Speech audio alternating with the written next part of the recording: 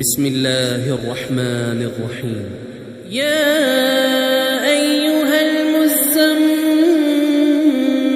قم الليل إلا قليلا نصفه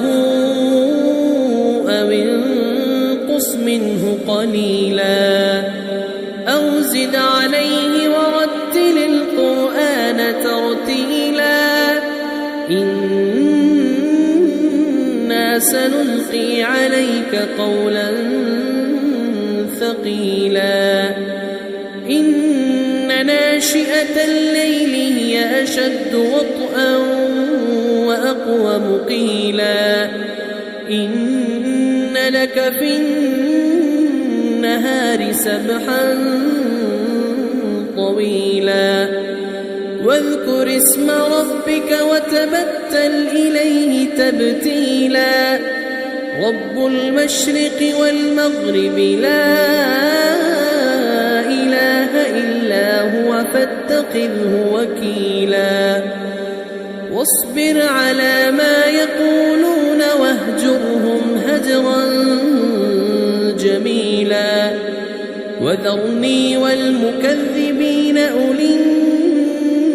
النعمة ومهلهم قليلا إن لدينا أنكالا وجحيما وطعاما ذا غصة وعذابا أليما يوم ترجف الأرض والجبال وكانت الجبال كثيبا مهيلا إنا أرسلنا إليكم رسولا شاهدا عليكم كما أرسلنا إلى فرعون رسولا فعصى فرعون الرسول فأخذناه أخذا وبيلا فكيف تتقون إن كفرتم يوما يجعل الولدان شيبا السماء منفطر به كان وعده مفعولا إن هذه تذكرة فمن شاء اتخذ إلى ربه سبيلا إن ربك يعلم أنك تقوم أدنى من ثلثي الليل ونصفه وثلثه وطائفة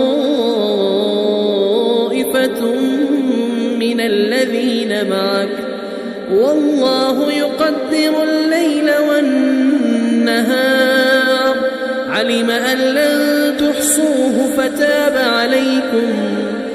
علم أن لن تحصوه فتاب عليكم فاقرؤوا ما تيسر من القرآن علم أن سيكون منكم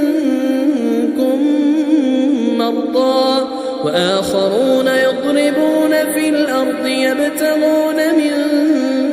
فضل الله وآخرون يقاتلون في سبيل الله فاقرؤوا ما تيسر منه